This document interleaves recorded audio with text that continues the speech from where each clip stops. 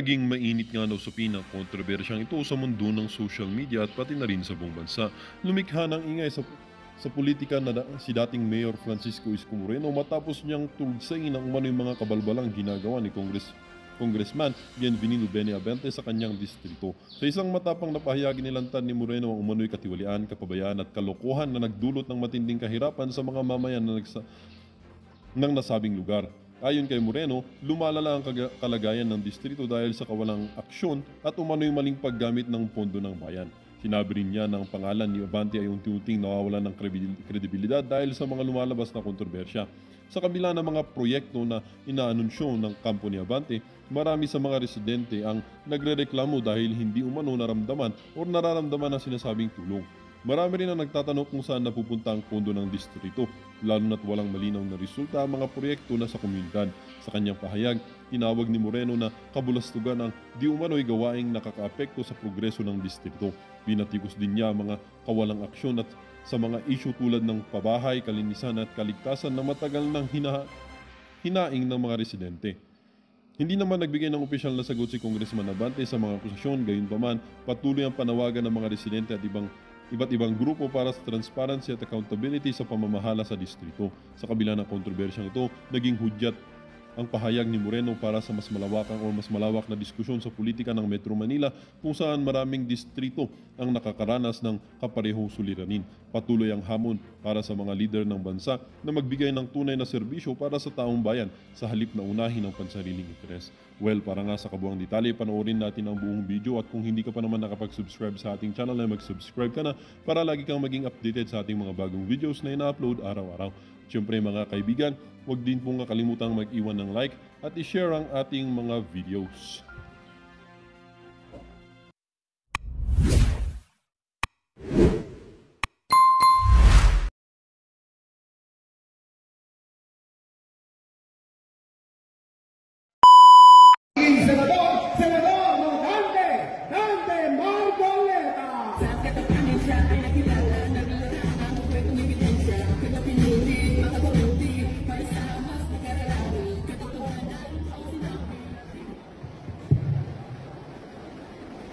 Maraming salamat po kay Mayor Yorme Isko Moreno.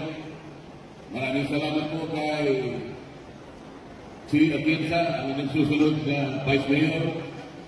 Maraming salamat sa aking kaibigan Congressman Amado Tabatsing dahil po sa kanilang pag-imbita sa akin upang makatulong palat ko po ang lahat ng mamamayan dito sa Maynila.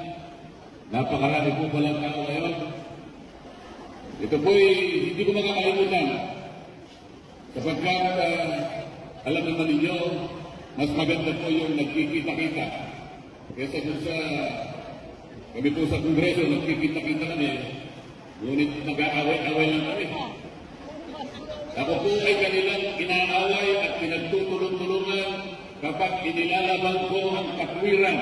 Hindi ko po maintindihan kung bakit gano'n ang ginagawa nila. Pati po yung hopya na kinakain ko, inaakaw ko po nila. Sabi ko, pupunta na lang ako sa Maynila, mabuti pag makita ko ang ating mga kababayan. Dito masaya. Karang may kwento ko sa kanila kung ang dapat natin gawin sa dami ng problema ng ating bansa. Napakarami po, kailangan natin tulungan ang ating namiminuno para sa ganun ang kahirapan sa bansa natin ay mabawasan man lang ang hindi tuluyang makalis na natin. Ano po ang unang-unang dapat natin gawin para magawa natin ito? Nagawa po ng ibang bansa ito. Ang China, 800 milyon ang mahirap sa kanilang mamamayan. China, ngunit nagawa nilang mapag-graduate sa kahirapan ang kanilang mamamayang mahihirap sa loob ng 30 taon lamang, 30 years. Tayo po ang mahirap sa ating bansa, 30 milyon lang halos. Sa makatwit, kung talagang gagawin lang, kung talagang ayusin lang natin ang problema, walang 2 taon dapat graduate na lahat sa kahirapan ng ating mga kabayan. Ang unang-una po dapat natin gawin, ibaba natin ang presyo ng kuryente sa bansang ito. Yun po ang dapat natin gawin. Alam po ninyo, pag nagawa natin ito, maraming maihikayat na mga nalakal, mga negosyante na mga investor na pupunta sa ating bansa, magtatayo ng mga pagawaan, mga opisina, at mga kalakal ang maraming magagawa rito. Magkakaroon po ng maraming trabaho.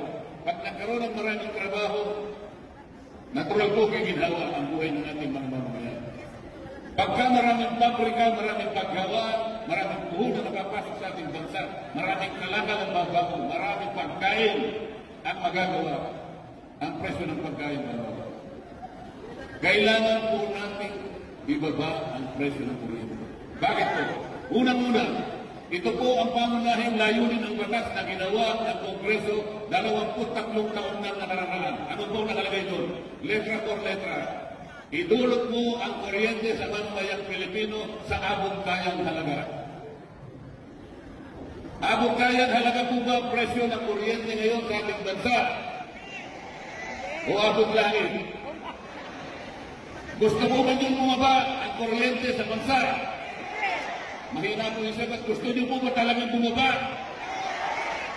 Magagawa namin. Magagawa ko po. Pero hindi ko muna sasabihin kung paano ko gagawin. Nasa pagkat ayaw ko malaman ng kalaban sa mamamaya mga pagkakapagkakapagkakapag. Pero magagawa po natin.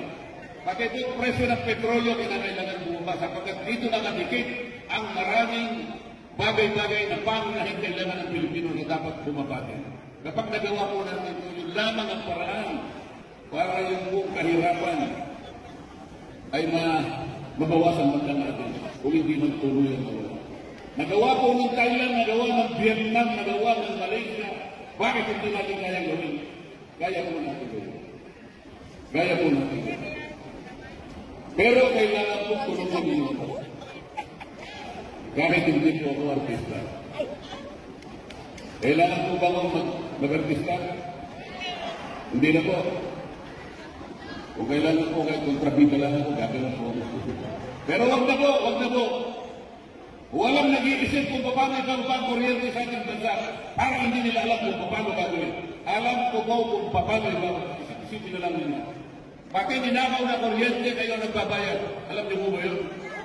Hindi po pwedeng mangyari yun sapagkat wala tayong kasalanan po. Saan ka nakakita ng negosyo na walang panganib? Ito lamang ang negosyo na walang panganib. Lahat ng kawalan, ninakaw na kuryente, nasira yung metro, hindi nakitala ng accountant, ng bookkeeper, sumabog ang nabalatan ng kuryente. Lahat ng kawalan sa kanila, ang magbabayad tayong lahat. Tama po ba yun o hindi? Tulungan po ninyo ako para magawa natin. Kasabihin, mag-iisip. Kaya gawin ng tao ito sinasabi niya. Ginawa ko na po ito ng panahon ng ABS-CBN. Marami pong pagkukulang, maraming pagkakasala sa Pilipino ang ABS-CBN. Hindi ko lang may kukwentuhan sa inyo. Napakaraming buwis ang hindi niya binayad sa ating bansa. Pati po yung inyong panunood ay pinagbayad kayo ng black boxes. Wala po sa kontrata yun. Walang gustong lumaban sa kanila. Sila ang pinakamalaki, sila ang pinakamakapangyarihan network sa bansa nito. Kahit isang senador, walang lumaban sa kanila. Ako lamang po ang tumayo. Sapagkat kahit nag-iisa lang ako pagkatama gagawin ko yun. Basta tama, basta mag-tweet, basta totoo. Lalaban tayo kahit ang tayo mapunta. Mga kabayan, maraming salamat po sa inyong lahat. Isa pong karangalan, isa pong pribilehyo ang makarating dito. Nakausap ko po ang magkakal na tao, mamamayan ng Maynila. Maswerte si Yorme, maswerte si Chichi, maswerte si Congressman Pagatsing. Sapagkat sa lahat ng pagkakataon, hindi sa iniiwanan. At alam ko po, dahil kaibigan ko naman sila, pati sana ako'y huwag naman yung iiwanan. Dahil kung ninyo ko sa lugar na natutulong kayo, hindi sa lahat. Babalik ako rito. Sana po. Giniginaw. Hindi ko nagilig natin lahat. Babalik ako rito sa Maynila. Isang ganap na senador ng Republika ng Pilipinas. Salamat po. Senador Dante Marcoleta.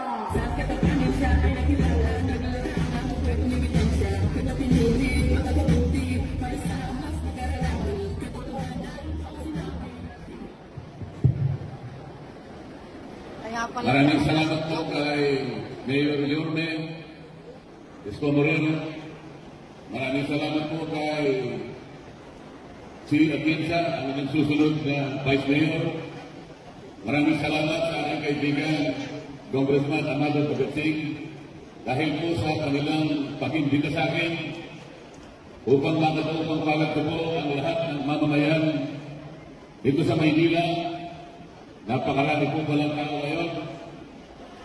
Ito po'y hindi ko makakalimutan sapagkat alam naman ninyo, mas maganda po yung nagkikita-kita kaysa dun sa kami po sa Kongreso, nagkikita-kita kami, ngunit mag-aaway-away lang kami.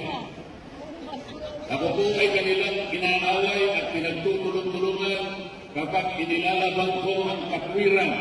Hindi ko po maintindihan kung bakit gano'n ang ginagawa nila. Pati po yung hopya na kinakain ko, inaagaw ko po nila. Sabi ko, pupunta na lang ako sa Maynila, mabuti pag makita ko ang ating mga kababayan. Dito masaya. Karong naikwento ko sa kanila kung ano dapat natin gawin sa dami ng problema ng ating bansa. Napakarami po, kailangan natin tulungan ang ating namiminuno para sa ganun ang kahirapan sa bansa natin ay mabawasan man lang ang hindi tuluyang matalis na natin. Ano po ang unang-unang dapat natin gawin para magawa natin ito? Nagawa po ng ibang bansa ito. Ang China, 800 milyon ang mahirap sa kanilang mamamayan. China, ngunit nagawa nilang mapag-graduate sa kahirapan ang kanilang mamamayan mahirap sa loob ng 30 taon lamang, 30 years. Tayo po ang mahirap sa ating bansa, 30 milyon lang halos. Sa mga tweet, kung talagang gagawin lang, kung talagang ayusin lang natin ang problema, walang 2 taon dapat graduate na lahat sa kahirapan ng ating mga kababayan. Ang unang-una po dapat natin gawin, ibaba natin ang presyo ng kuryente sa bansang ito. Yun po ang dapat natin gawin. Alam po ninyo, pag nagawa natin ito, maraming maihikayat ng mga nangangalakal, mga negosyante, na mga investor na pupunta sa ating bansa, magtatayo ng mga pagawaan, mga opisina, at mga kalakal, ang maraming magagawa rito, magkakaroon po ng maraming trabaho. Pag nagkaroon ng maraming trabaho, natural po giginhawa ang buhay ng ating mga mamamayan. Pagka maraming pabrika, maraming paggawa, maraming puhunan na napapasok sa ating bansa, maraming kalakal ang mabago, maraming pagkain ang magagawa, ang presyo ng pagkain magagawa. Kailangan po natin ibaba ang presyo ng kuryente. Bakit po? Unang-una, ito po ang pangunahing layunin ng batas na ginawa ng Kongreso 23 taon na nakararaan. Ano po nakalagay doon? Letra por letra. Idulot mo ang kuryente sa mamamayang Pilipino sa abot-kayang halaga. Abot-kayang halaga po ba ang presyo ng kuryente ngayon sa ating bansa? O abot-langit? Gusto mo ba niyong bumaba ang kuryente sa bansa? Mahina po yung sagot. Gusto niyo po ba talagang bumaba? Magagawa namin. Magagawa ko po. Pero hindi ko muna sasabihin kung paano ko gagawin na sapagkat ayaw ko malaman ng kalaban sa mamamayan ng kapaganda pa kaya. Pero magagawa po natin. Pati po presyo ng petrolyo kailangan bumaba sapagkat dito nakadikit ang maraming bagay-bagay na pangunahing kailangan ng Pilipino na dapat bumaba din. Kapag nagawa po natin ito, yun lamang ang paraan para yung buong kahirapan ay mabawasan man lang natin kung hindi magtuloy ang wala. Nagawa po ng Thailand, nagawa ng Vietnam, nagawa ng Malaysia. Bakit hindi natin kayang gawin? Kaya po natin gawin. Kaya po natin gawin. Pero kailangan po tulungan ninyo po. Kahit hindi po ako artista. Kailangan po ba mag-artista? Hindi na po. Kung kailangan po kayo kontrabida lang ako, gagawin po ako. Pero wag na po, wag na po. Walang nag-iisip kung paano ibang kuryente sa ating bansa para hindi nila alam kung paano gagawin. Alam ko po kung paano ibang isipin na lang nila. Pati ninakaw na kuryente kayo nagbabayad. Alam niyo po ba yun? Hindi po pwedeng mangyari yun sapagkat wala tayong kasalanan doon. Saan ka nakakita ng negosyo na walang panganib? Ito lamang ang negosyo na walang panganib. Lahat ng kawalan, ninakaw na kuryente, nasira yung metro, hindi na itala ng accountant, ng bookkeeper, so sumabog ang nakalatan ng kuryente, lahat ng kawalan sa kanila ang magbabayad tayong lahat. Tama po ba yun o hindi? Tulungan po ninyo ako para magawa natin. Kasabihin, pag-iisip. Kaya gawin ng tao ito yung sinasabi niya.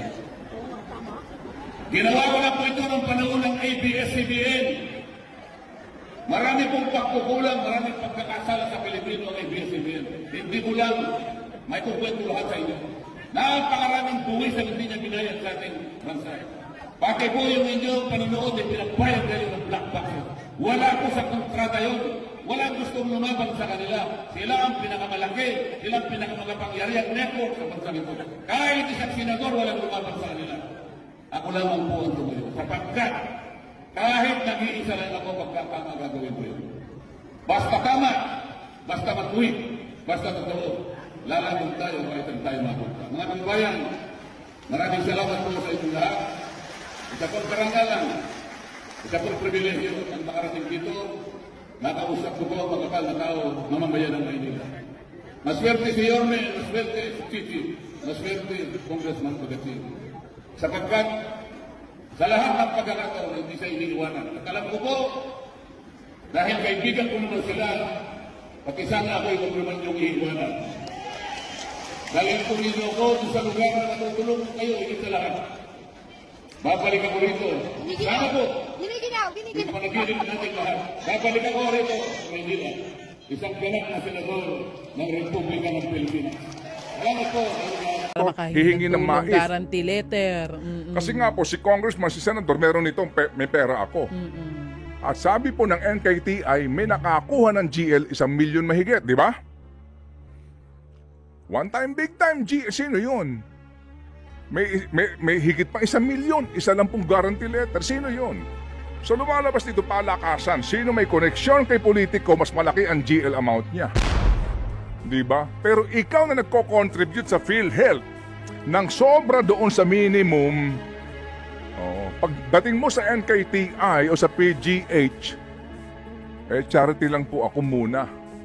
Kasi wala akong pambayad rito para ako makakuha ng benepisyo. Pero ang contribution mo, ang laki ng diferensya. Mga kapatid, eto. Sa hearing kahapon po in the Senate, pakinggan niyo po ang soundbite, may transcript kami dito, sa sinasabi ng PhilHealth Chairman at Secretary po ng DOH na si Ted Herbosa. Eto po. Gusto rin paliwanag yung situation at wala namang akong sinisisi, no? Kasi ang kadalasan po, ang problema sa healthcare, pag may sakit ang iyong loved one, your father, mother, or your wife, talagang pina-admit nila at kuminsan ayaw nilang pumila sa charity, sa indigent, kung saan libre na po lahat tayo. I'd like to explain siguro sa ating author ng UHC law, we have achieved UHC for the poor. Pag ikaw ay indigent, maoperahan ka, makikidney transplant ka, sagot lahat ng gobyerno. Ang problema natin sa UHC implementation ay yung working class. Yung working class, papasok yan sa NKTI, papa-admit po yan sa private. Ang ano doon, ang private, out of pocket ka noon. Ibig sabihin noon, you agree magbabayad ka kasi nagpa-private ka. Yung doktor may professional fee. Yung ospital, iba yung rate, depende sa room. Yung iba nanghihingi, ano pa nga, naka-suite room pa eh. So, ako, masama din ang loob ko na hinihingan yung maip ng professional fee, hinihingan yung maip ng bayad sa kwarto na kung nagpunta lang sila sa charity, libre ko sila lahat, sagot sila ng government of the Philippines. So I think maganda magkaroon din tayo ng sistema sa Pilipinas similar to Singapore. Pagpasok mo sa ospital, ang unang magpapatingin sa'yo ay hindi social worker. Ang unang titingin sa'yo ay financial advisor. Titingnan niya kung ano yung kaya mong bayaran, capacity to pay, at pagkatapos na sabihin niya, ay pwede ka dito sa suite room kasi yung insurance mo, kaya bayaran pag mataas siya. Ay dito ka sa charity ward kasi ang kaya lang natin gamitin sa'yo ay yung government funds. So doon tayo nagkaka-confusion, hindi naintindihan ng iba, nagpupumilit sila mag-private. Tapos pag pa-discharge na, manghihingi ng saklolo kay Senator Ejercito. Anong sasabihin Senator? Ito tatawag ngayon sa akin.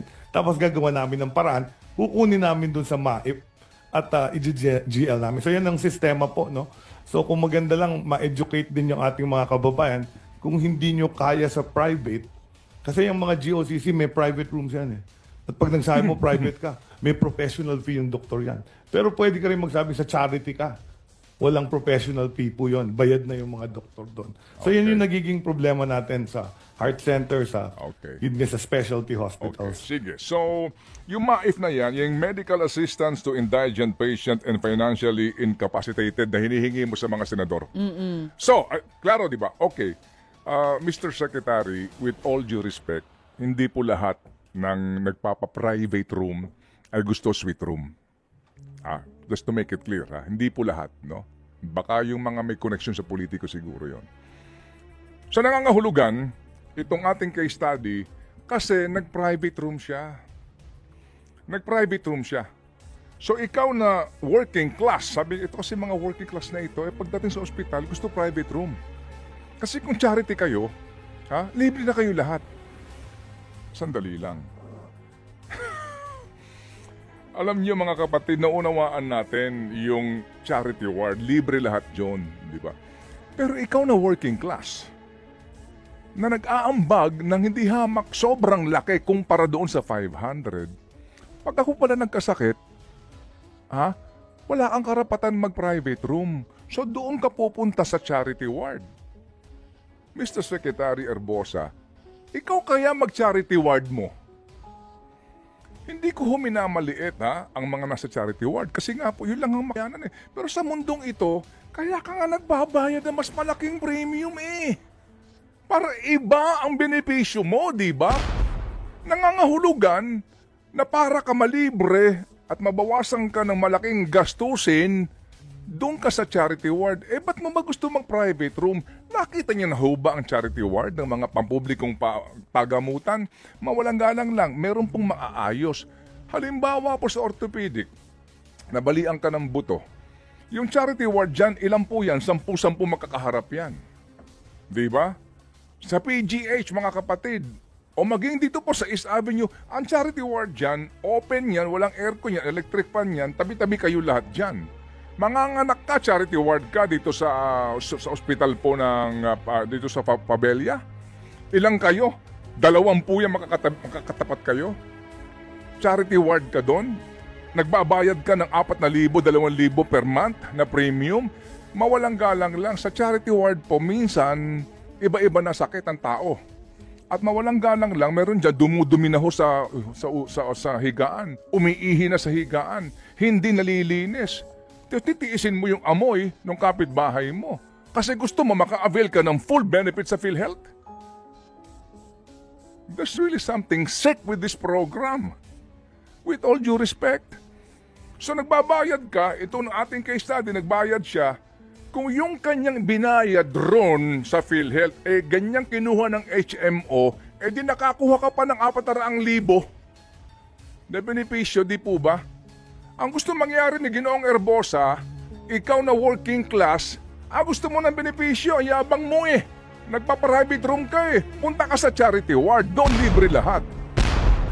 Mabuti po kung ang charity ward natin lahat malinis at air-conditioned.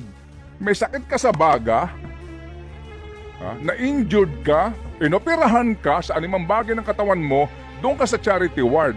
Tabi-tabi kayong lahat doon.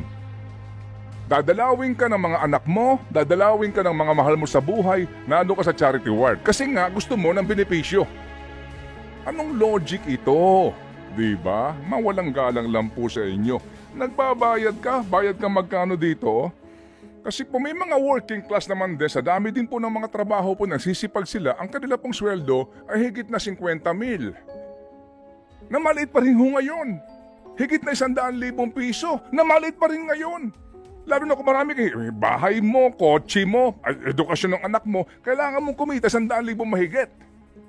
Tapos ngayon, magbabayad ka ng premium, obligahin ka, pero pag nakasakit ka ng private room ka, mayabang ka na.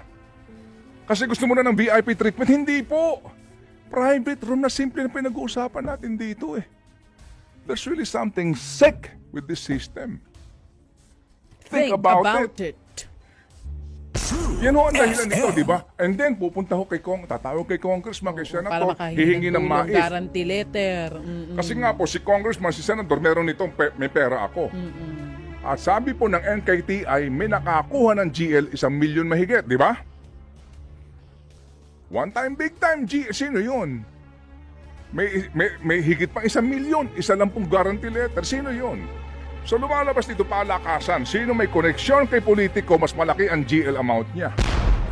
Diba? Pero ikaw na nagko-contribute sa PhilHealth ng sobra doon sa minimum, pagdating mo sa NKTI o sa PGH, charity lang po ako muna. Kasi wala akong pambayad rito para ako makakuha ng benepisyo. Pero ang contribution mo, ang laki ng diferensya. So ibig sabihin, ikaw nag-aambagan para doon sa benepisyo ng mga mahihirap. Tama naman yun. Pero sa panahon na kailangan mo ng benepisyo sa gobyernong ito, kayabangan na magtuturing kung kumuha ka ng private room. Dahil yung pala, hindi katumbas ng serbisyo sa PhilHealth yung iyong binibigay ng contribution. And that is the truth.